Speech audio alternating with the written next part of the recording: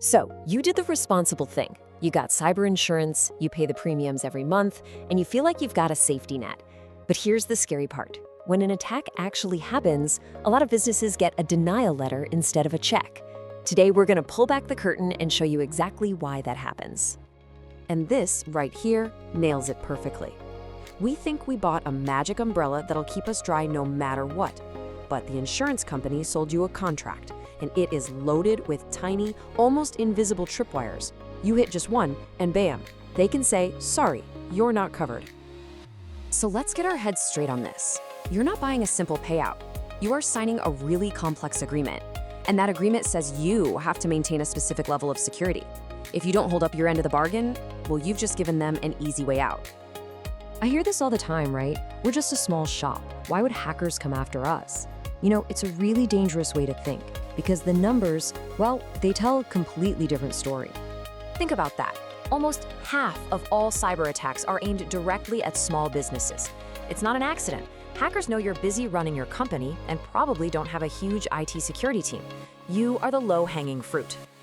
And if you get hit, the price tag is just staggering. We're talking an average of nearly $500,000.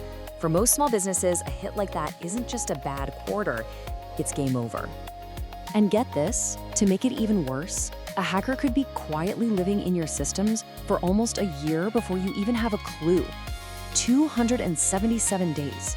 Just imagine the damage they can do in that amount of time. The risk is real, it is crazy expensive, and it is stealthy. All right, so let's dig into those tripwires we talked about. We're going to start with the tech side of things.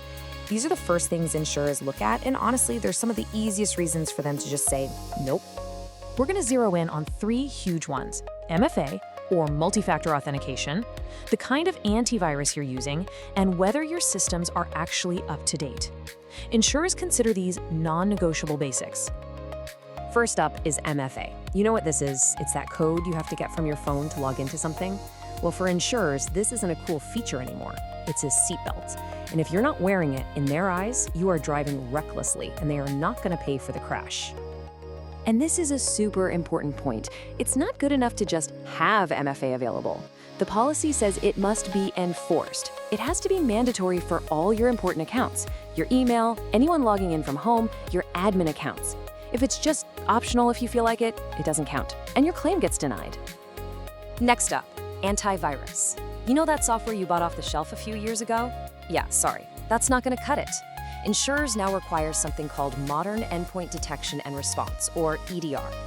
The big difference is that EDR doesn't just try to block viruses, it records everything that happens on a computer. And here's why that's so critical. After a hack, the insurance company has to investigate. They have to follow the breadcrumbs and figure out exactly how the hacker got in. They call this the attack chain. Without the detailed logs that you get from EDR, that trail goes completely cold. And if they can't investigate, they can't approve the claim. Simple as that. Okay, let's move on. It's not just about the tech you have. Your internal processes and your plans, or lack thereof, are under the microscope too. And if your only plan is in your head, you've got a big problem. So let's talk about three big process fails. Not having a written plan for what to do when you get hacked, having a weak backup strategy, and not being able to prove you've trained your employees. I love this quote because it is so painfully accurate. If the ransomware that locks up all your files can also lock up your backup drive at the same time, it's completely useless. It's not a backup anymore, it's just another hostage in the attack. You see, insurers have a very specific checklist for backups. They want to know, are you doing them regularly? Have you ever actually tested them to make sure they work? And this is the big one, are they stored somewhere off-site and totally disconnected from your network? If not, you failed the test. And then we have training. Look, most hacks happen because someone clicked on a bad link. It's human error. Insurers know this, so your policy requires you to train your people. But Kevin showed us a video once is not a training program. They want to see formal, documented training records for every single employee every single year. All right, last section. Let's cover oversight failures. These are the tripwires that catch so many business owners completely by surprise because they're things you might not even realize you're responsible for. We're talking about the risks from vendors who have access to your network, having a flat network where one infected computer can infect everything else, and, this is a big one, not reporting an attack fast enough. Let's really focus on that last one because it's an absolute claim killer. Your policy has a ticking clock on it. You might find a breach on a Friday afternoon and think, okay, deep breaths, we'll call the lawyers on Monday. Bad move. Your policy might demand you notify the insurer within 24 hours.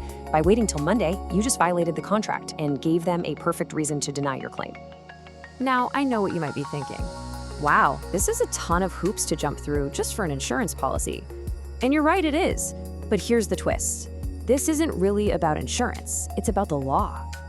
Look at this. All those things the insurer asks for. Having a designated security person, doing risk assessments, using MFA, having an incident response plan. These aren't just random rules. They are literally requirements under federal regulations like the FTC Safeguards Rule.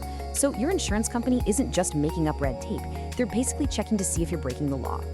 Okay, so what's the takeaway here? Is it hopeless? Not at all. There is a clear path forward. First, you have to get assessed by professionals so you know exactly where you're vulnerable. Second, you build a real plan to get compliant with both the insurance policy and the law.